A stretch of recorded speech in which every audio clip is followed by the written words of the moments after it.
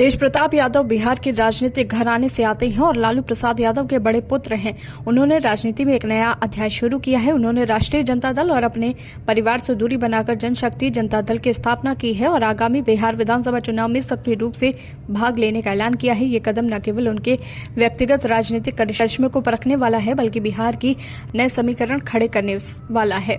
तेज प्रताप यादव ने अपने आधिकारिक एक्स हैंडल पर पार्टी का पहला पोस्टर साझा किया, जिसमें महात्मा गांधी, बी.आर. अम्बेडकर, राम मनोहर लोहिया, जयप्रकाश नारायण और कर्पूरी ठाकुर को शामिल किया गया, जबकि अपने पिता लालू प्रसाद यादव को डिलिबरेटली हटा दिया गया। ये स्पष्ट संकेत है कि तेज प्रताप अपने राजनीतिक व्यक्तित्व और विचारधारा को अलग स्थापित करना चाहते हैं। ये राजनीतिक रणनीति दर्शाती है कि ये अब परिवार के नाम पर निर्भर नहीं रहना चाहते और अपने अभियान को नए सामाजिक और न्याय आधारित एजेंडे पर केंद्रित करना चाहते हैं। पोस्टर और घोषणा पत्र में तेज प्रताप यादव ने अपने राजनीतिक उद्देश्य को स्पष्ट प्रस्तुत किया है। जनशक्ति जनता दल, सामाजिक न्याय, सामाजिक हक, संपूर्ण बदलाव, जन जन की शक्ति, जन जन का राज, बिहार का विकास करेंगे तेज प्रताप। इसके साथ ही जनता से जुड़ने के लिए मोबाइल नंबर भी जारी किया गया है।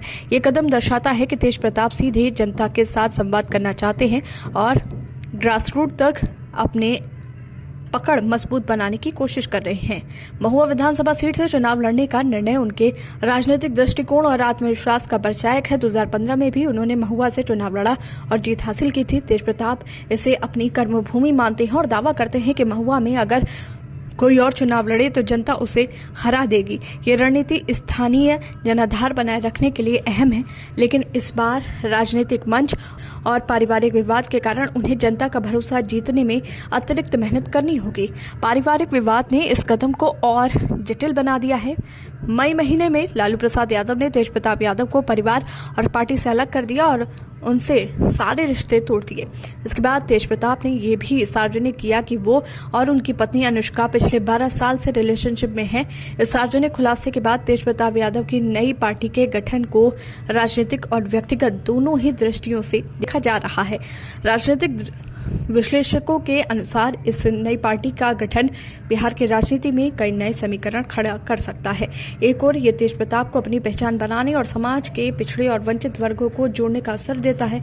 वहीं दूसरी ओर ये राष्ट्रीय जनता दल और अन्य पार्टियों के वोट बैंक में संभावित दरार भी पैदा कर सकता है। हालांकि शुरुआत में तेज प्रताप को संगठनात्मक चुनौतियों, कार्यकर्ताओं की कमी और संसाधनों की सीमाओं का सामना करना पड़ सकता है। चुनावी दृष्टि से देखा जाए तो महुआ विधानसभा में उनका सामना चुनौतीपूर्ण होगा।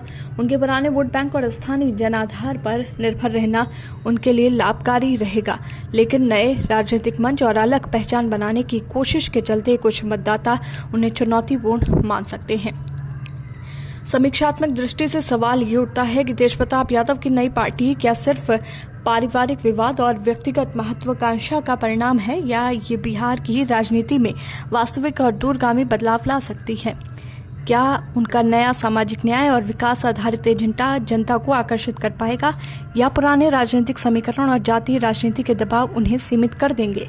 नुकसान और फायदा दोनों की संभावनाएं बराबर हैं। लाभ यह है कि तेज प्रताप अपनी अलग राजनीतिक पहचान बना सकते हैं, पिछड़े वर्ग और युवा मतदाताओं को जोड़ सकते हैं, नए विचारों को प्रस्तुत कर सकते हैं। नुकसान यह है कि परिवार से दूरी और संगठनात्मक कमजोरियों के कारण शुरुआती चुनाव में मत प्रतिशत प्रभावित हो सकता है। अंततः ये राजनीतिक यात्रा तेज प्रताप यादव के करिश्मे, उनकी रणनीति, जनता से जुड़े संवाद और स्थानीय समस्याओं के समाधान पर निर्भर करेगी।